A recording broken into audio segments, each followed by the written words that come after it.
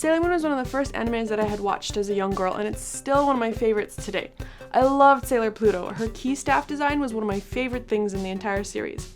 I knew to get it right, I would need to 3D print the staff to get all the beautiful details correct. While scouring the internet for reference images, I came across Rarbomb's Etsy shop and fell in love with the 3D model he had created for Pluto's staff.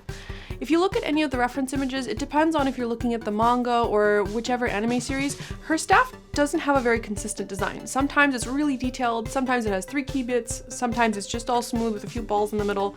It's hard to tell. Rarbomb did a really good job at balancing that out and had a beautiful ornate key design for the staff. After about a week of printing, I had all my pieces ready. Some of the key bits came out a little bit janky because the supports didn't quite work out the way I had planned. I also needed to slice some of the bigger pieces in half so they could fit on my print bed because my printer was a little bit smaller than the design originally intended. I did end up having to glue those back, and there were little ridges in the middle which I had to sand down later. To start my cleaning process, I sanded down any rough spots on all of the prints and coated them all in Bondo spot glazing putty. I use this stuff all the time on my prints to make them nice and smooth and to give them a bit of rigidity. It's great for doing small bits of resculpting work, filling in dents and unevenness, and also filling in those gaps between the 3D print lines.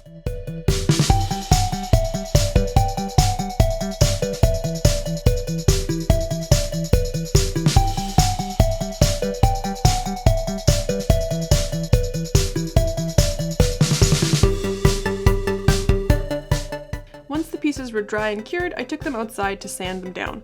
I usually do my sanding outdoors because I don't want fiberglass dust floating around my condo, and I have a very fluffy cat that likes to get into stuff.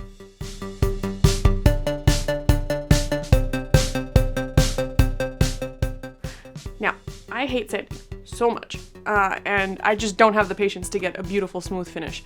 Normally with the spot glazing putty, it knocks down really quickly, so I can use a fairly decent 150, I think, grit sandpaper to get it to a really good smooth state.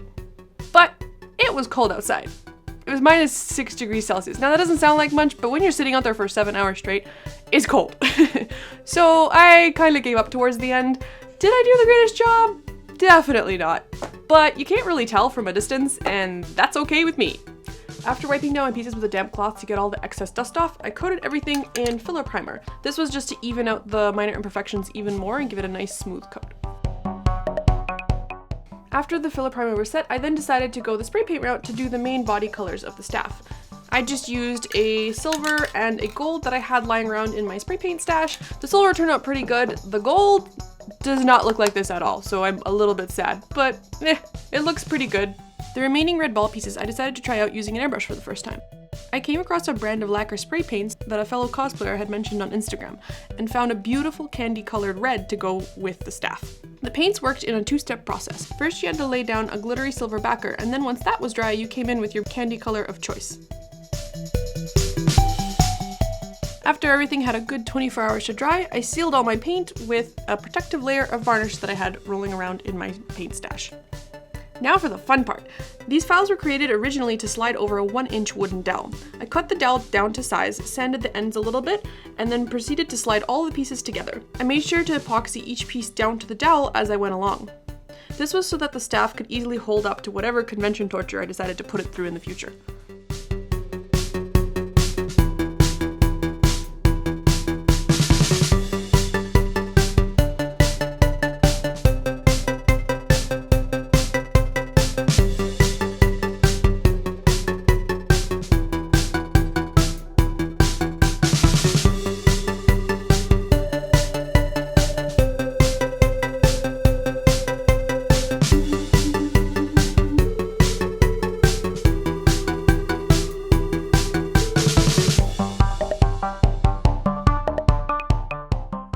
About a third of the way through the process, I figured out that if you twisted the pieces as you slid them up the dowel, you could evenly spread the glue and you wouldn't get any glue globs at the joining seam where one piece met the other.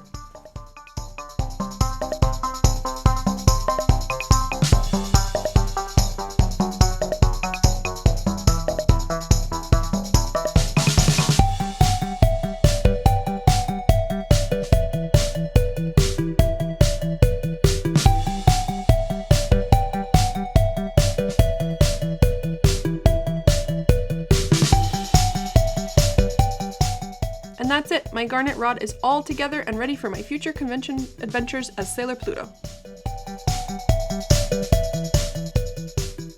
Let me know in the comments below what you think of this prop build, and be sure to subscribe to see the upcoming videos for the rest of my Sailor Pluto costume.